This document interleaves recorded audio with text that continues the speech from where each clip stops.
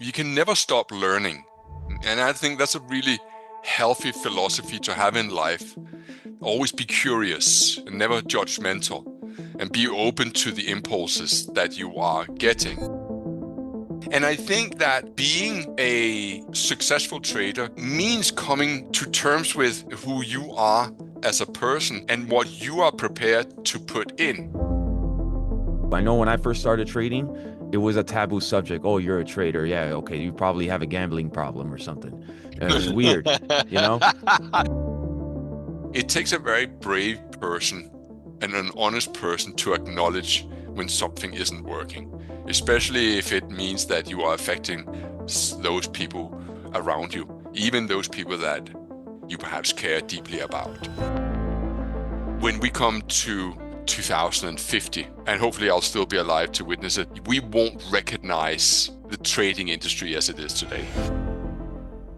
What's up, guys? This is David, aka Reverse Long, and today I got Tom Hougaard back on the podcast again, and we have a few things to discuss over here. So, Tom is, it's fresh off of well, not fresh, it's been a few months already off of the event we did in Los Angeles in October, and it was an amazing event. We came here to the City Club, the 51st floor in LA, the building across the street where I have I frequent, and we did a big event over there. Traders from around the world came through.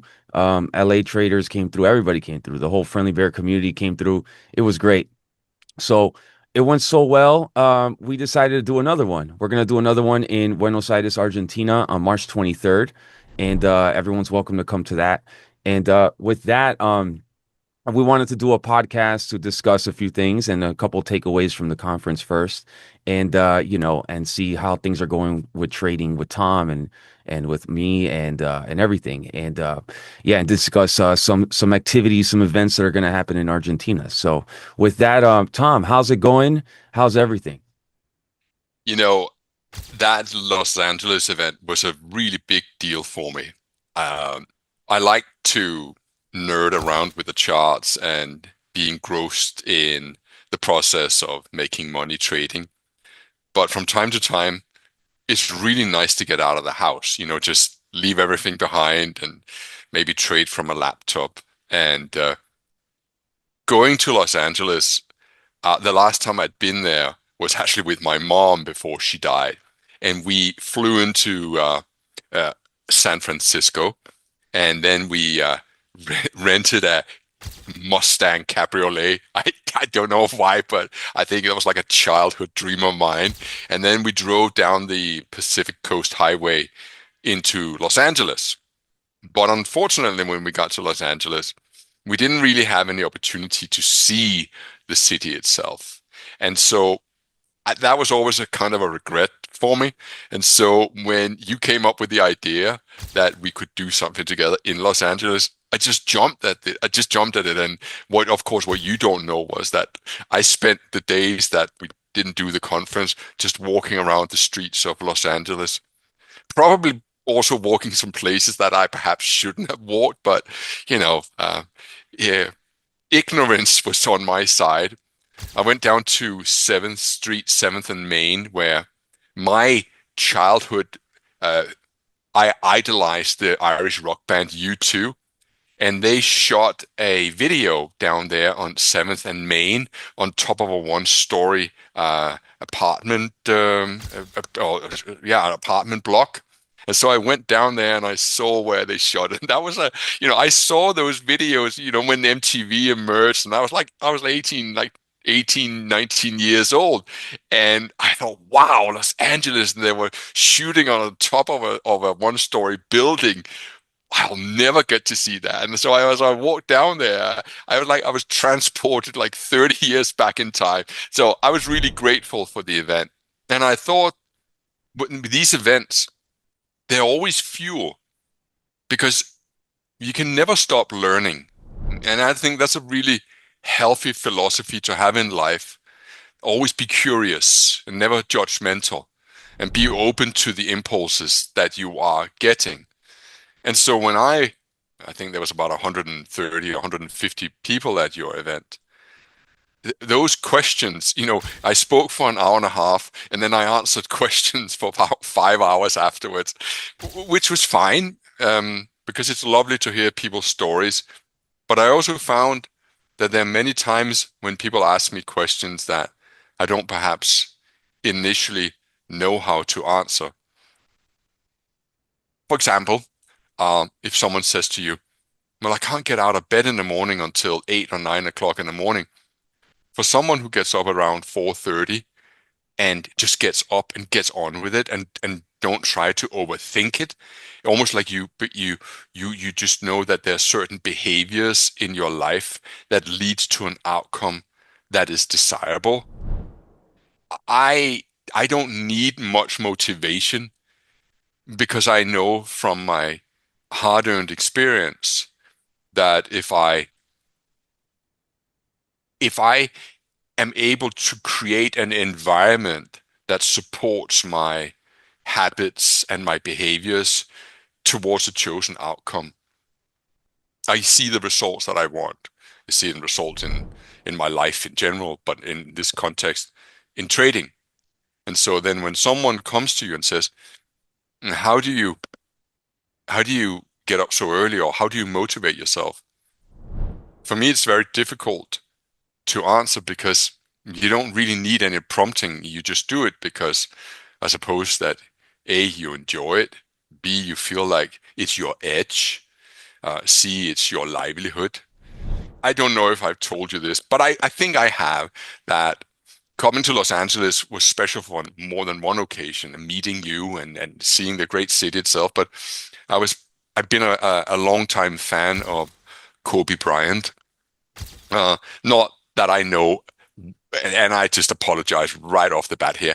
I know nothing about basketball. I had to ask somebody what the thing that they were trying to shoot the ball into was called. So, is it called the hoop or something The like hoop. that? It's called the hoop, There, man. there you go. Jesus, I am sorry. But anyway, I I went to an LA Lakers game to Wow. yeah, I did. And again, just to show my naivety, I thought that it was a really good idea to have a seat right down at the floor, at floor level. And Yeah. so I did, and I'm like, I can't see anything. I wish I had been further up so I could see better. But I bring this story up about Kobe Bryant because I think it was a part of Kobe Bryant's identity to outwork his teammates and also the competing teams. I think it became a part of his persona to be the one that trained 3 times a day. And I think that being a successful trader means coming to terms with who you are as a person and what you are prepared to put in. And I argue that if you put in a mediocre effort in trading, you're probably not going to make much of it. But if you become passionate about it and it almost becomes a part of your identity, which I hesitate to guide because it hasn't always worked in my favor to have been so passionate about trading. And we're talking about relationships and marriage and divorce and children. It can be difficult for the people around you to accept that there's this thing that means so much to the one they love that perhaps they're not always first priority. And I think that was perhaps also something that Kobe Bryant had to manage with his children and his wife. When you read what he went through in his personal life, that it wasn't all plain sailing. And I suspect that being that driven character that he was, and I know that I am, it does also come with a flip side. There's always a price to be paid for success. always. And I think with maturity and perhaps also introspection and perhaps above all communication with those around you, it becomes infinitely easier. And that's a really important aspect because you're much younger than I am, and you have yet to establish a a nucleus, a family and children that I know of about you. And so you will probably also come to a realization at some point. And I think many of our listeners and viewers will have that in their own life, that perhaps feeling a little torn between, I really want to be with my partner, but I also really want to make it in trading. And I found in my relationships that if I openly communicated about this is what I want, but I'm also prepared to compromise, I was so much more in the flow immediately rather than sitting in the office perhaps at 11 o'clock at night, churning charts. And you're sat there with a somewhat of a bad conscience because you feel maybe I should also pay attention to the ones that are also important to me in my life. Jesus, that was a long first answer. I'm so sorry about that. I suppose No, there was something that I cathartically needed to get off my chest as well, because it's never it's never so plain sailing as people perhaps make it out to be. Many people just think if I become a chart expert, I can make as much money as a printing machine can. Yeah, sort of. But there's a whole lot more to life than just being a mean chart reading machine. There's also having the balance in life, because if you don't have the balance in life, you will probably tend to burn out sooner than you think, because it's quite draining to trade your own money, especially when you begin to trade big size. But also, if you do decide to not be a hermit for the rest of your life, you do actually have to open up and let people into your life. And that was something that I personally found very difficult, David, because my my life depended on it, in the sense that I didn't want to go and work for anybody else once I had left corporate life. And as just to recap, I left corporate life in 2009. Or should we say, I was helped by the financial crisis, and I was made redundant with a very generous severance fee. And I knew immediately that I could go in and get another job somewhere else really quickly, within days. But I just paused for a second and I asked myself, have you been fulfilled in the last few years of working there? And the answer was just no, I had not. I had grown stale. I had been bored. I had looked at the clock. I had not been the person who had been perhaps 7 years earlier. So the last 18 months of my career there, I didn't I didn't thrive. And dare I say, it takes a very brave person and an honest person to acknowledge when something isn't working, especially if it means that you are affecting those people around you, even those people that you perhaps care deeply about. So yeah, I no. suppose I'm getting a lot more. Um, you know, a typical webcast would be about, right, what pattern are you using? Are you using wedges, Fibonacci, or moving averages, and all of these things? And I just think that there's so many of those podcasts in the first place. And I could fill the next 200 podcasts. We can even talk about it today with technical prowess, expertise, things that I have discovered that I use in my day-to-day trading. But I find the more that um, the more active I become in the other side of trading, which is, shall we say, that part that is the unseen part, the part that actually makes someone a really successful trader. The more that I become engaged with this, even developing on top of my book, Best Loser Wins, now that I'm writing the second book, I realize that a human being is an incredibly complex machine. And it is not easy to always understand what motivates us and what triggers us. But that's a vital part to understand to be a good trader. Excellent, Tom. There's so many things there. Oh man, so many things. I can't wait for that second book, by the way. This is we're all waiting for it. We can't Yeah, wait, well, you know? David, the first one took 10 years, so please don't hold your Okay. breath, okay? Okay. Gotcha. So I wanted to, okay, so when you were mentioning there about motivation and all this stuff that people are, they're all over the place with, then you mentioned Kobe Bryant with the Mamba, Kobe came up with this like version of himself that's the Mamba, the Black Mamba. And then like whenever he tapped into that mode, he that was his identity. So that's one way to get the thing done. It's like you have this identity like for me early on, I had this identity I created for myself, like this vigilante. I'm gonna expose stock market scams, and it drove me to become like an autodidact to figure it out and stay up late at night and study and go into this mad scientist mode. It was like the Black Mamba version, but for myself was for short selling and finding stocks that are bad companies to expose, and it drove me to get through that hump, that hurdle of learning everything and waking up early in the morning. It gave me a purpose to wake up in the morning and figure it out. So it's like that's one way to do it is to create this identity of yourself that like the Black Mamba.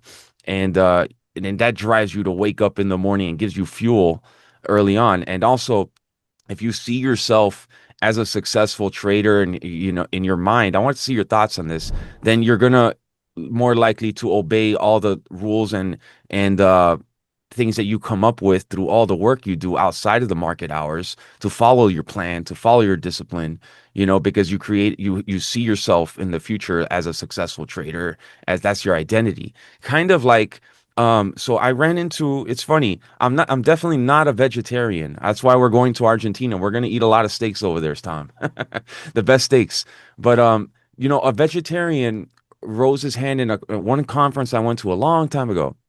And he said, the topic was about discipline. And he rose his hand and stood up. I'll never forget.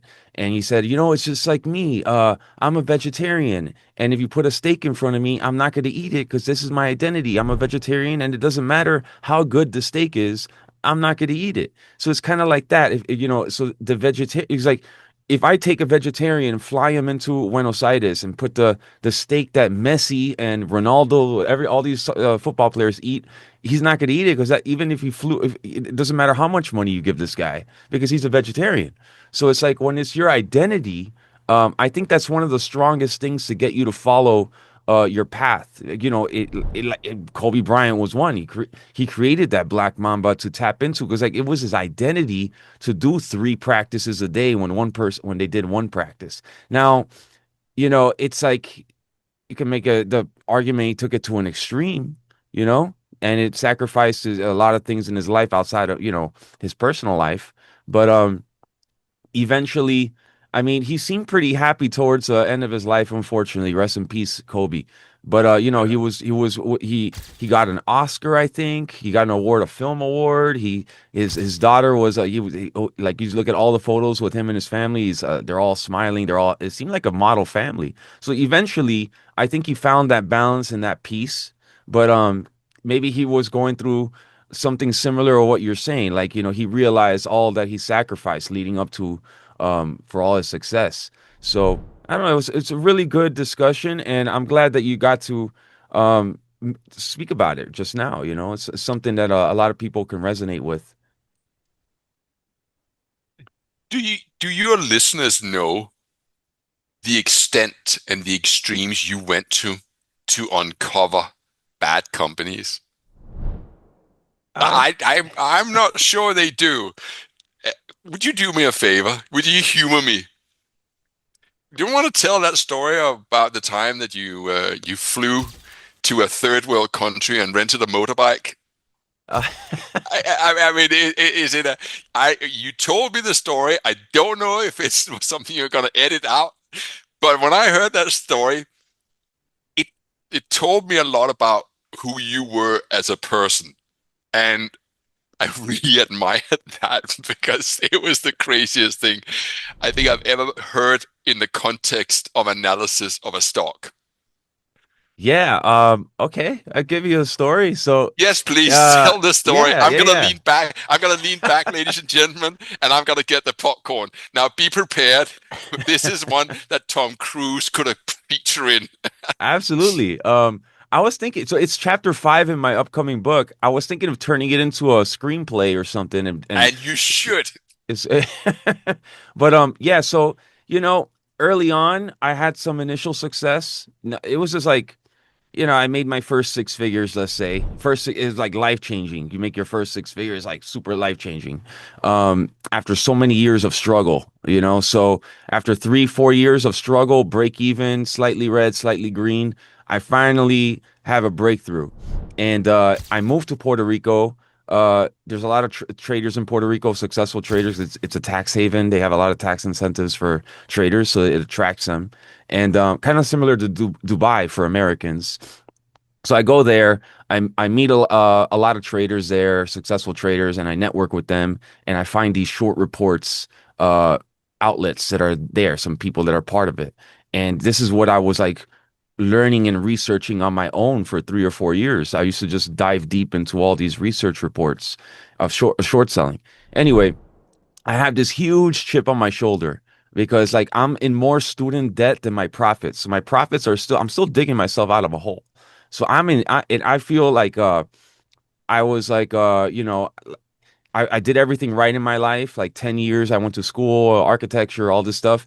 And I felt like, man, it was just like I was misled. Now, like I was just going to work for a slave job the rest of my life. While these people in the stock market, especially these scam companies, they get filthy rich. So I was like, I did everything right. And I got in a bad position and they're doing scams and getting super rich. So I was like, not on my watch. So I was like, I'm gonna go down there and expose these guys. I don't care what it takes. And I was waiting for that opportunity to do it. Then finally, this opportunity showed up. It was an extreme one. I didn't think I would. I always thought it would be if I were to show up in someone's door, it would be in a regular country or something. A regular situation. So this one showed up. It was a marijuana company out of Colombia, Bucaramanga, Colombia. It's a city in the middle of nowhere in Colombia, in the mountains. And because people know Medellin, they know Bogota, but Bucaramanga is an obscure place in the mountains. So I tell my friend, hey, this is a pump and dump company. I found some promotions that they were a part of, all the sketchy stuff. The underwriter was sketchy. Everything was sketchy about it. And I find all this dirt. And I spent a Friday and a Saturday all night in the office. And then on Sunday, no, no, yeah, no, on Saturday night, I presented it finally, the where the location was to my friend, Adam, which you met at the conference.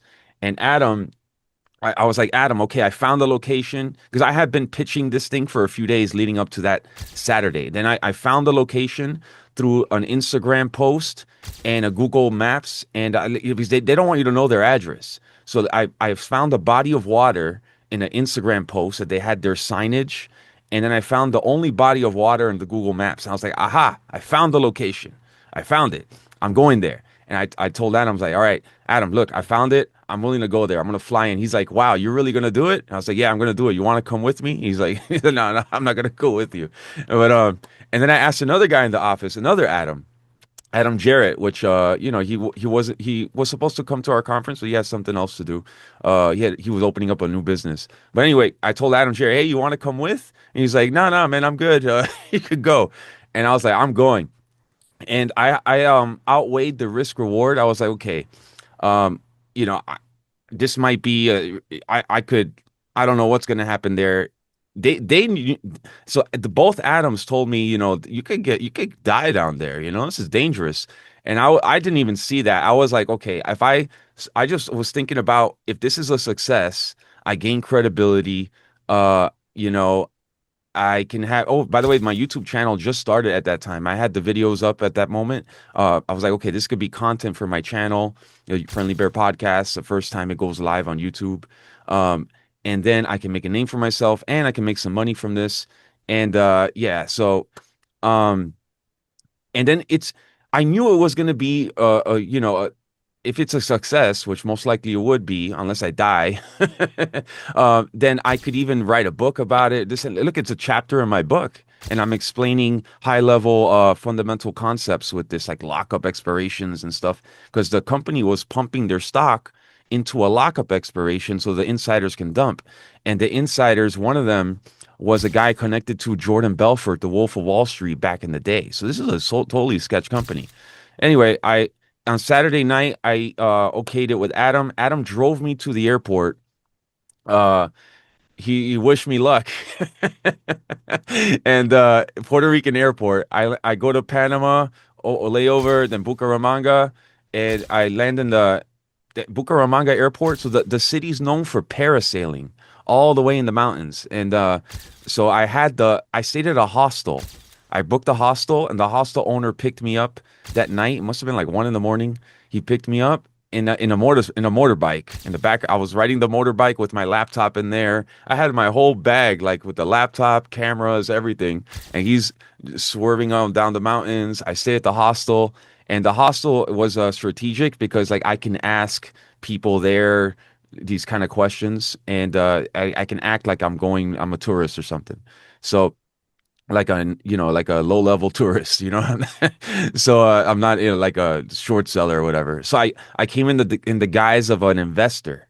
So I was like, I'm looking to like, they didn't know that, but I told the hostel owner, I was like, hey, I want to check out this site, can you take me there in the morning? He's like, you want to go there, like, why don't you, let's go parasailing. I was like, nah, I don't want to go parasailing. Next time I'll go to the I need to go to this site.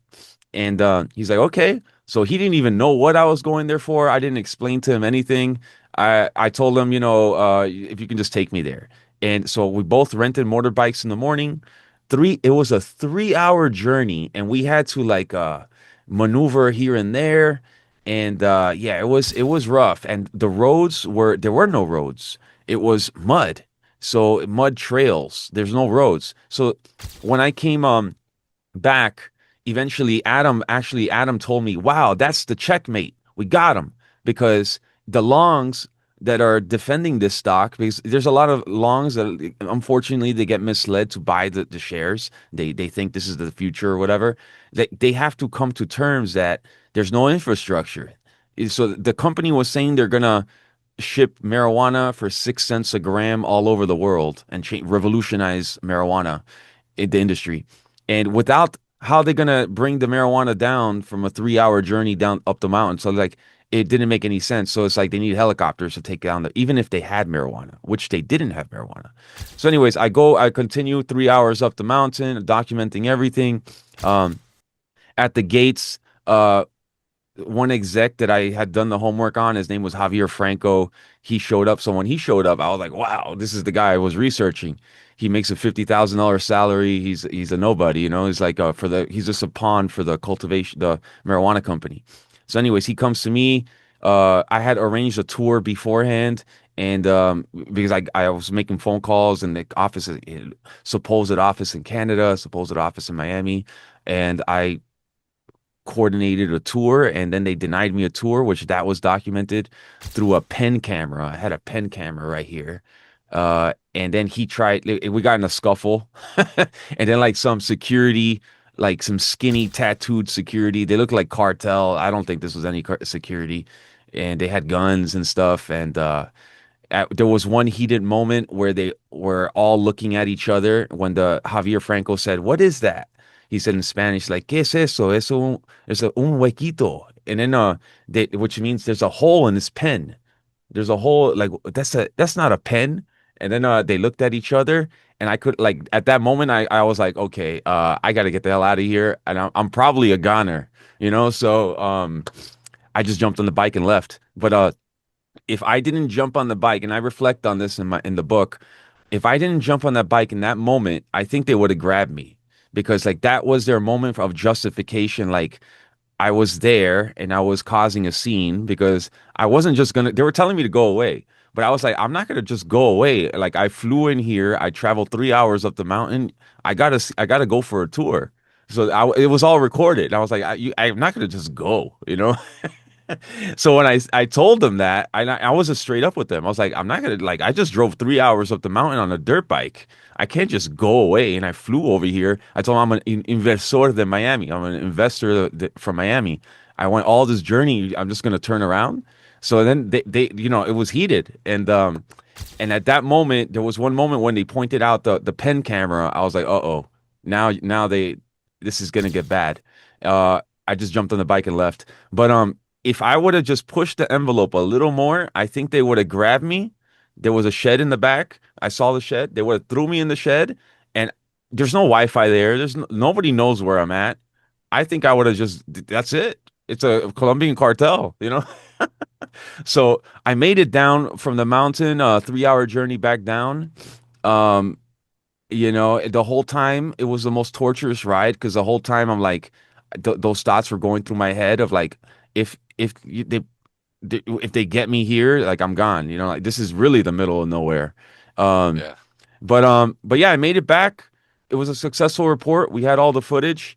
Uh, we checkmated the pumpers. There was pumpers involved. There was one pumper guy. He was saying that he went there with the uh how you say a motorcade of Hummers. He had photos of Hummers, and he's like, guys, we just went with a motorcade of Hummers, and we found the most glorious marijuana cultivation facility in the world. So that was shut down because they don't even have roads. So I was by going to the site, you can call BS on a lot of things. So it was good. It's just dangerous. But in life, I think it's risk reward, and a lot of good has come out from that one trip. It kind of like I was taking a, I was like low on the totem pole in the office, as Adam would say.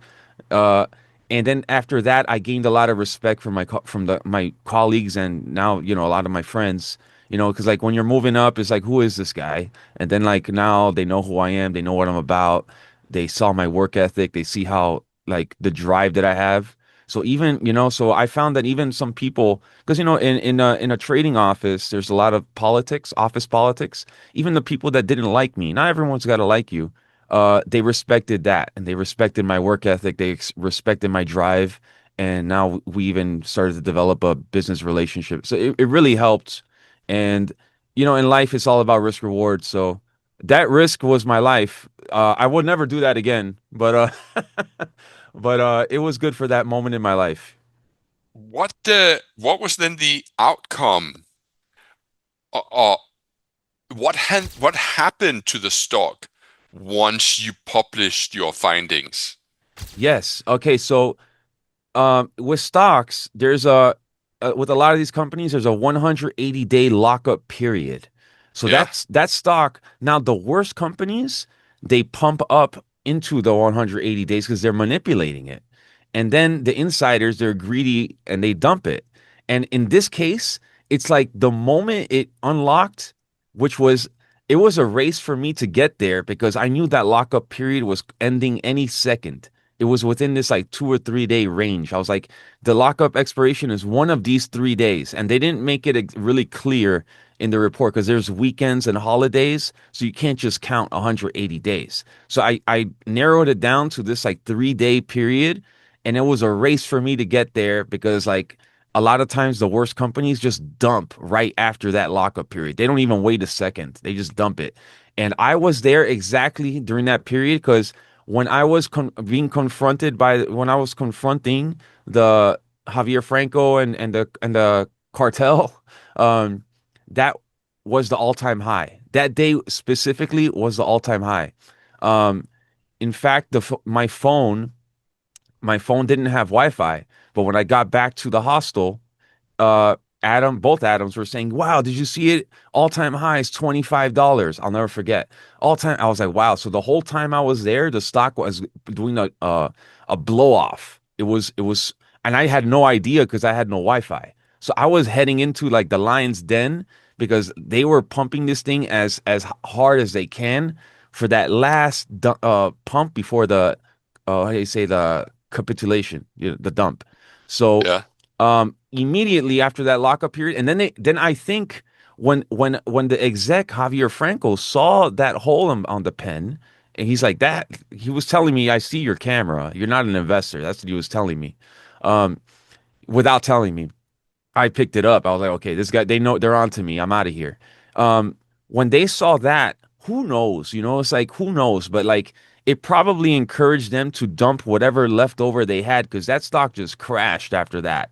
It went from $25, yeah, within like a month, it was like a couple dollars. And then that was 2021. And ever since then, they just been destroying it.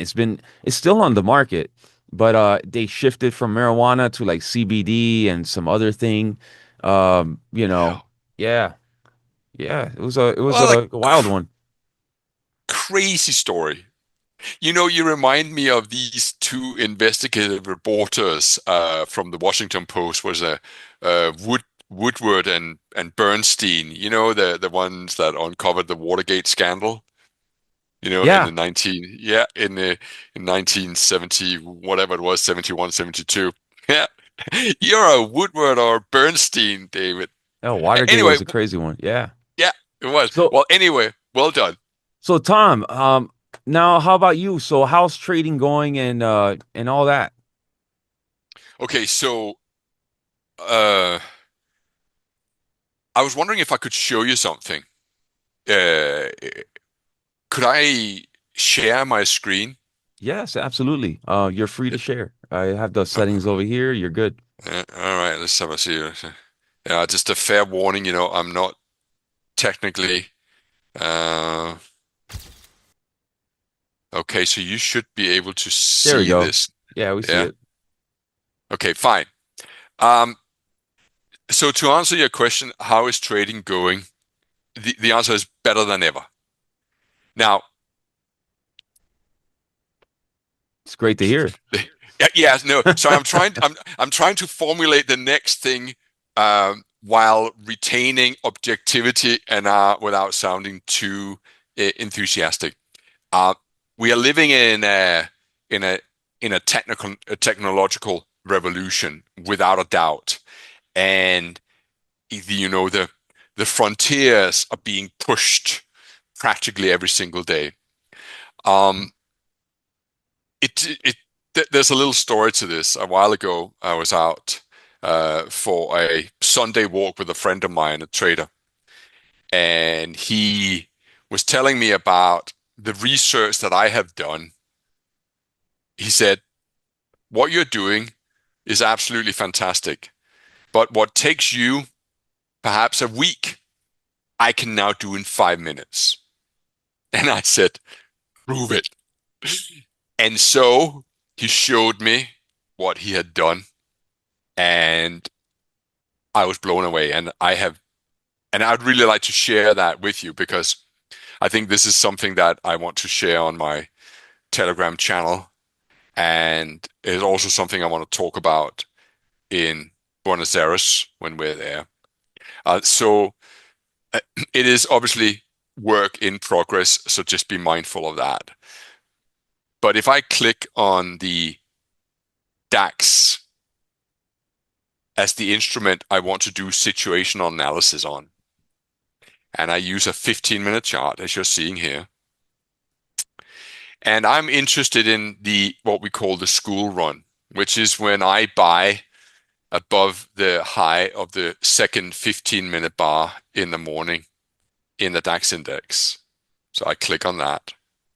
And let's just say that I only want to investigate uh, Tuesdays.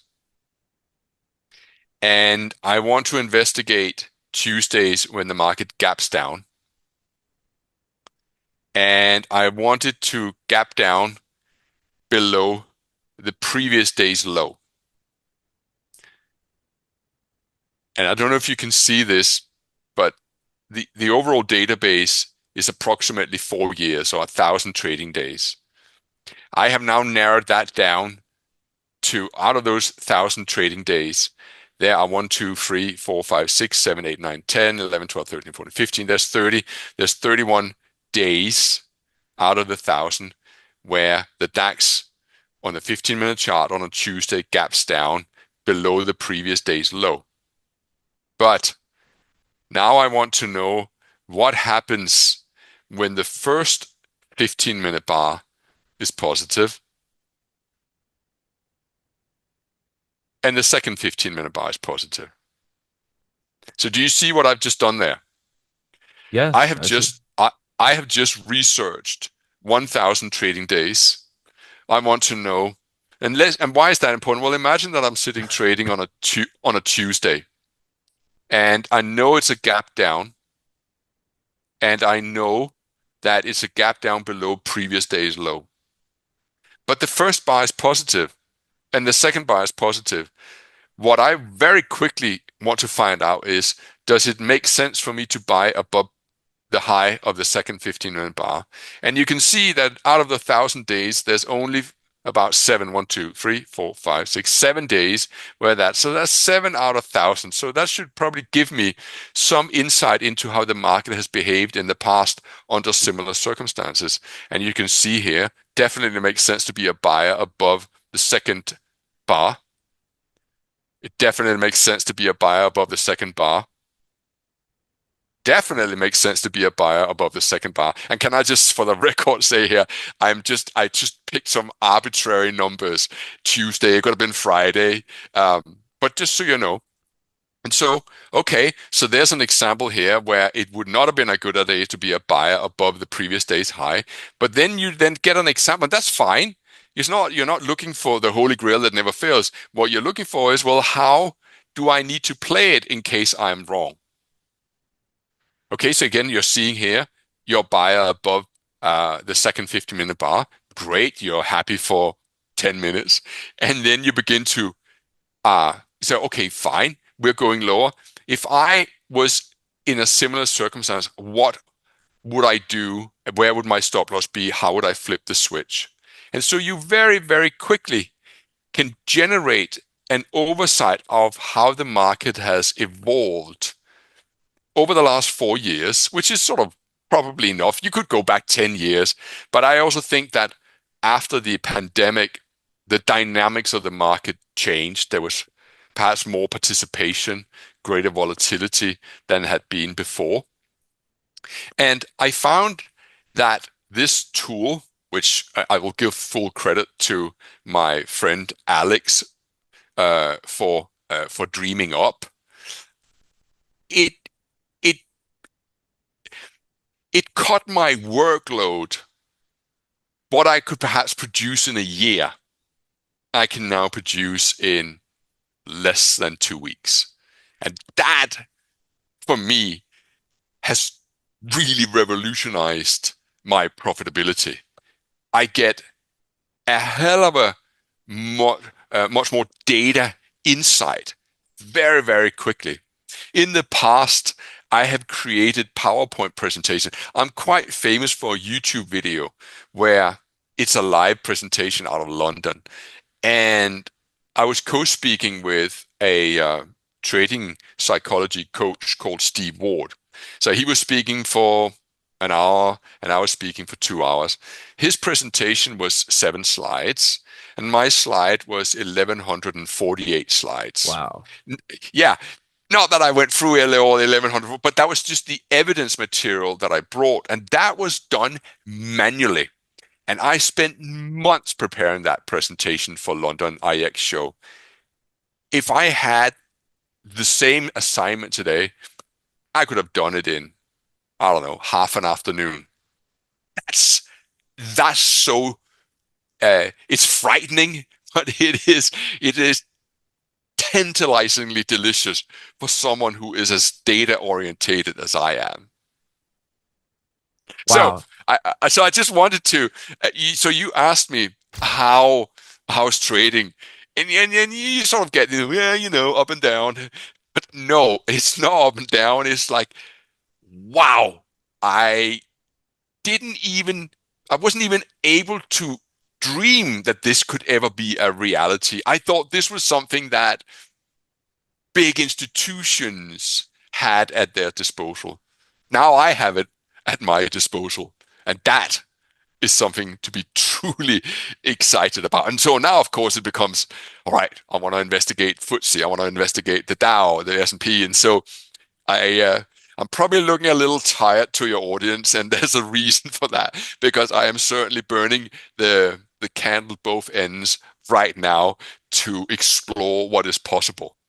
So I'm really quite excited. So I'm probably as excited as you were when you're driving up in the mountains uh, in Bolivia or wherever it was, Costa Rica, Bucaramanga, Hougaard. yeah.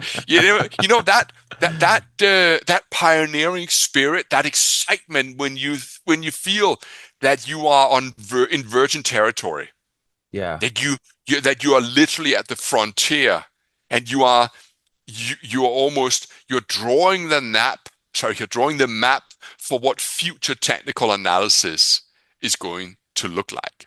That's yeah. exciting. And so, if you want to know what I want to talk about in Argentina and Buenos Aires, well, obviously, I want to talk about the things that I like to talk about. Is what strategies do I like to use, and why do I use them, and why are they as good as they are, and perhaps more importantly, how do they fit into my mindset and how I think and how I act. But I certainly also want to uh, show. And can I just say here that that's this what you just saw? That it isn't some uh, it isn't some uh, business venture that I'm now planning on selling a subscription. I do it in the spirit of people help me, I help people. So this will probably very soon be available to everyone. I guess I just want to run around in the new car a little bit before I share it with everybody else. But I really look forward because Argentina is going to be my next speaking event, and I don't get out of the house that often. So the thought of going to a place that I have never been before, and without your gracious invitation, I probably never would have made it to Argentina. Uh, I'm really excited about the opportunity to present to them what the new frontier of technical analysis most likely will look like. You know, I'm so glad you mentioned it. So it's like I wanted to get your thoughts on this now since you brought it up and like my thoughts went through my head. Um, so these tools, the opportunity, because like I got this big computer over here, and this is possible. Like I'm running so many different things at once, and it's all available to a regular person, like regular people like us. Um, in the past, let's say early 2000s and before that, all the tools were like for institutions or for like the professionals on Wall Street and stuff. Now we can the playing field is kind of leveled. We have with the coding and programming. I don't know how to do that, but I have friends that know how to do it. Just like you have some people that know that stuff more than you, and they bring it to your attention, and we can work together to create tools, even for bring the tools even, like to be usable on a daily basis that improve trading and make us money. Now, so what a time to be alive, So like so we Amen to that. what a for so for trading, this is kind of a new frontier. So like it's only like traders like Tom, when you started trading on your own, like retail, like the way you are now, how many years has it been? Like when did that start? I think you were like one of the first to be like that, right? Yeah, so sort of very brief overview of my career. I started, I worked for JP Morgan Chase, it was called at the time. It was called Chase Manhattan Bank, and and then it was called JP Morgan Chase. And I was there from 96, 97 until December 1999. But it wasn't a trading job. I just want to make sure that people understand that because I read in certain places that Tom Hougaard worked on the trading floor at JP Morgan. No, I did not. I most certainly did not. Then I worked for myself for 18 months, but I quickly burnt through my money and I had to find a job.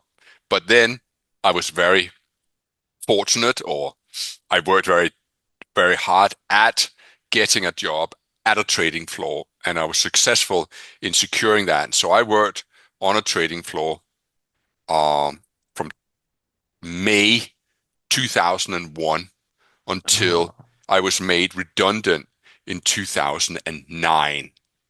So that's, it's not 10 years. It's somewhere between 8 and 9 years. And and that's where the foundation for my belief system about human behavior was laid because of the things that I witnessed. And from then onwards, I decided I did not want to go back and draw a salary. I wanted to make my own salary. And so I guess I've been doing that since February 2009 Yeah, that seems about until today. yeah, so the tools have just been getting better and better and better. So yeah, like around that time it was is what I was thinking, like 2010, because my mentors that I first learned from started around 2010. So yeah, so around that time is when retail trading got more like doable. Like you had actual tools and live data and your level two and all this stuff for trading. So Yeah, it's a new frontier. So if it's only 25 years old, pretty much 35 years old, let's say if you take it down to 2000 when retail trading, people could just get a computer and use the internet. So it's yeah. still 35 years is nothing. So it's like it's 25 years. 25 years. 25 years. Yeah. So it's not that much Yes. time. So we're in a new No. frontier. This is still new. So Yes, it is. And I firmly believe, and maybe that's my, I have a belief system that also, it's not centers around God, but it centers around the source. I've never spoken about it before. Maybe I shouldn't talk about it in sort of you're completely unprepared, but I have a belief system which is very much centered around that I come from somewhere and I'm going back there. I call it the source, and it helps me identify where I am in the system. And I feel very strongly that I can achieve whatever I want to achieve financially and spiritually and psychologically as a human being and a trader. But there's a price that I have to pay, and that is that I have to share what it is that I find. And I do that. And that's why I don't run seminars. I don't sell courses because I think they would bore me to run the same course week after week after week. I like writing. I like expressing myself. Um, and I firmly believe that when we come to 2050, and hopefully I'll still be alive to witness it, we won't recognize the trading industry as it is today. It it will, I think, will become a far more respectable profession. I think that there will most likely be university courses that will spring up that is geared towards educating people technically and psychologically into a career. And I think more and more companies will provide opportunities for people who want to trade for funding. You're seeing it already now, the what we call the funded trading programs. You know, it was to begin with littered with scammers that just took people's fees and then spat them out. But it is now a I wouldn't say it's a legitimate industry, legitimate enough, but I think the terms by which they conduct these tests under are highly skewed against the people taking the tests.